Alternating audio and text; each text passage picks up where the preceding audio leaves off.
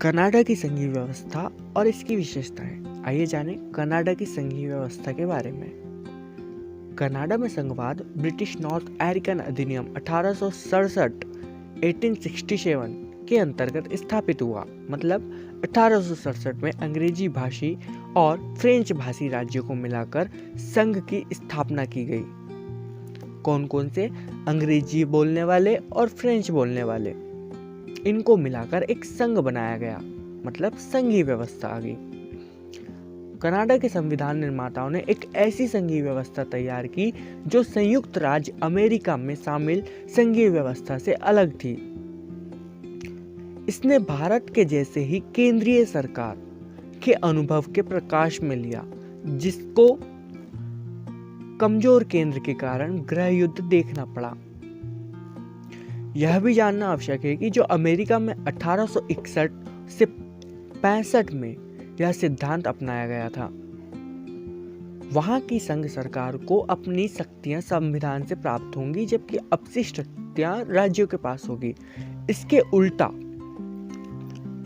Canada के संविधान निर्माताओं ने यह सिद्धांत अपनाया है कि प्रांतों को शक्तियां संविधान से प्राप्त होगी, लेकिन अवशिष्ट शक्तियां संघ सरकार के पास होगी। जो अवशिष्ट विषय के शक्तियां हैं वो संघ सरकार के पास होगी। कनाडा की राष्ट्रीय सरकार की सर्वोच्चता स्थापित करने के लिए उसे प्रांतीय विधि निर्माण पर विशेषाधिकार की शक्ति दी गई, वीटो की।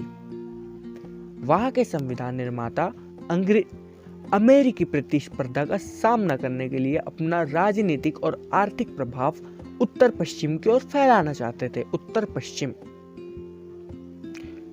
इंपॉर्टेंट। परंतु 1970 के दशक आते आते कनाडा में संघीय सरकार के मुकाबले राज्यों की सरकारें ज्यादा मजबूत हो गई। आइए देखते हैं कनाडा संघ की विशेषताएं।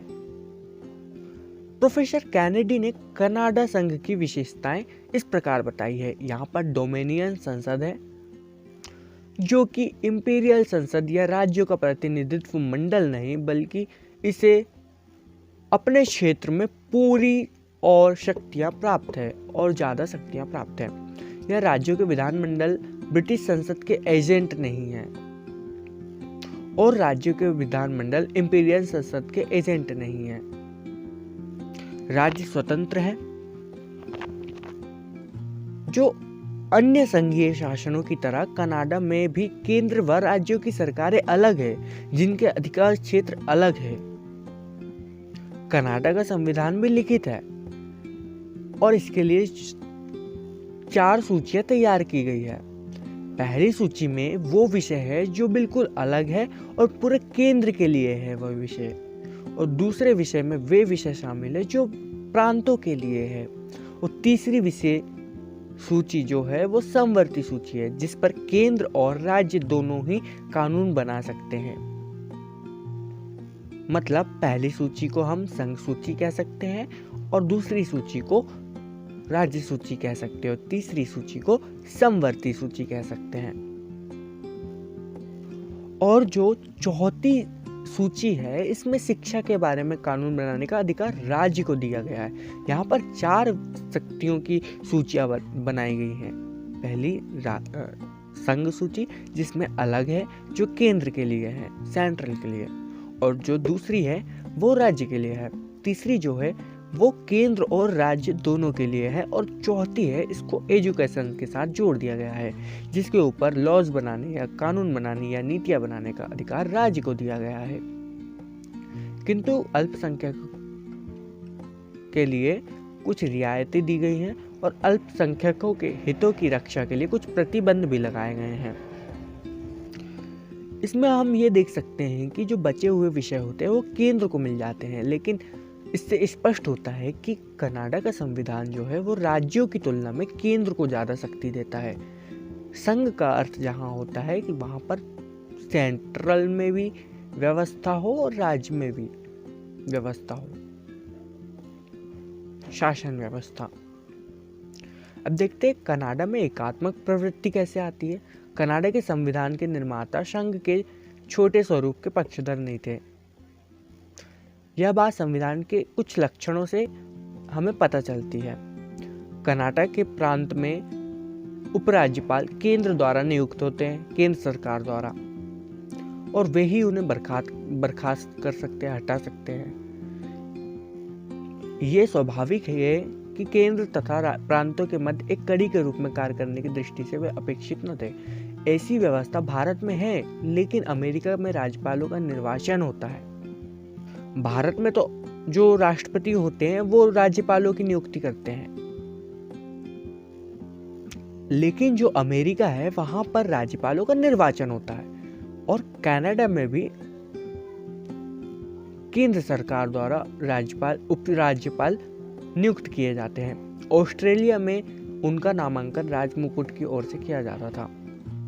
कनाडा में सीनेट प्रांतों का प्रतिनिधित्व नहीं करती है, वरन उनके सदस्य गवर्नर जनरल द्वारा जीवन भर के लिए नामजद किए जाते हैं। यह प्रणाली अमेरिका से अलग प्रणाली है, क्योंकि अमेरिका में सीनेट के सदस्यों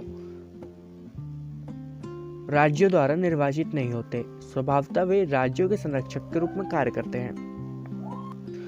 अवशिष्ट विषयों पर कानून बनाने का अधिकार केंद्र के पास है, लेकिन भारत में ऐसी व्यवस्था है, भारत में तो ऐसी व्यवस्था है, लेकिन अमेरिका में अवशिष्ट शक्तियां राज्यों के संघ के पास है। देखो, भारत और कनाडा की थोड़ी व्यवस्था मिली जुली है, मिल रही है, लेकिन अमेरिका में इससे अलग है।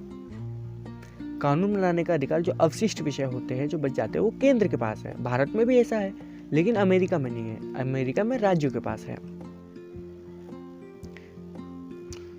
वैसे तो संघीय व्यवस्थाओं की भांति कनाडा का संविधान सर्वोच्च न्यायालय की व्यवस्था तो कराता है, लेकिन इसमें न्यायिक पुनरावलोकन का अधिकार नहीं है, जैसा कि ब्रिटिश में नहीं है, ब्रिटेन में भी नहीं है। न्यायिक पुनरावलोकन का अधिकार नहीं है वहाँ, लेकिन हमारे यहाँ है, भारत में है। सर्वोच्च शिखर पर न्यायालय है, लेकिन हमारे यहाँ न्यायिक पुनरावलोकन भी होता है। लेकिन कनाडा में ऐसी व्यवस्था नहीं है। संविधान की व्याख्या का अंतिम अधिकार प्रिवी काउंसिल न्यायिक समिति में नियुक्त होता है। कनाडा में संघीय न्यायपालिका की व्यवस्था अलग से नहीं है। सर्वोच्च न्यायालय प्रांतीय विषयों का मुकदमा सुन सकते हैं और प्रांतीय न्यायालय संघीय मामलों पर न्याय दे सकते हैं। इस प्रकार हम देखते हैं कि कनाडा एक ऐसा संघ है जिसका झुकाव सुदृढ़ एकात्मकता की ओर है, मतलब एक प्रकार से सेंट्रल की ओर थोड़ा झुकाव है। संघीय व्यवस्था तो है यहाँ पर, लेकिन थोड़ा सा झुकाव किधर है उसका? सेंट्रल पे, केंद्र पर है। प्रोफेसर हेयर कहते हैं कि कनाडा का संविधान एकात्मक है, परंतु संघात्मक सिद्धांतों की उसमें उपेक्षा नहीं की गई थी। यह कहना तो कठिन है कि इसे संघात्मक संविधान कहा जाए, जिससे एकात्मक की काफी गुंजाइश रखी है। हम इसे ना तो पूरी तरह संघात्मक कह सकते हैं और ना ही एकात्मक। अच्छे यही होगा कि कनाडा के संविधान को अर्ध संघात्मक संविधान कहा जाए, यानी कि आधा संघात्मक। उपरोक्त अध्ययन से यह स्पष्ट होता है कि कनाडा के संविधान निर्माताओं ने संघीय सरकार की व्याख्या की, किंतु संघवाद के सिद्धांतों से वे अलग हो गए। जहां तक उच्च सदन के गठन का प्रश्न है, प्रांतों के राज्यपालों की नियुक्ति तथा हटाने का प्रश्न है, सर्वोच्च न्यायालय के न्यायिक पुनरावलोकन की शक्ति का विषय है। उसने प्राचीन सत्ता कब्जा करने की कोशिश की और प्रशासन के क्षेत्र में यह कहा जा सकता है कि यद्यपि कनाडा का संविधान संकुचित संघीय व्यवस्था से आबद्ध नहीं है, तो भी देश के संघीय व्यवस्था को स्थापित करता है। इस प्रकार हमने देखा कि ये जो कनाडा का संविधान है, संघीय व्यवस्था होते हुए भी केंद्र की ओर थोड़ा सा झुका हुआ है। यहाँ पर 4 सूचियां हैं।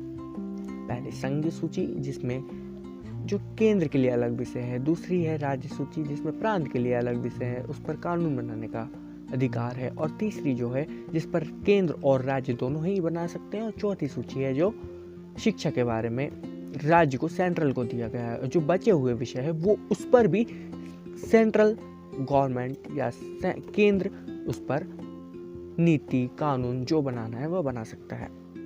तो ये थी हमारी कनाडा की संघीय व्यवस्था और इसकी विशेषताएं। जय हिंद।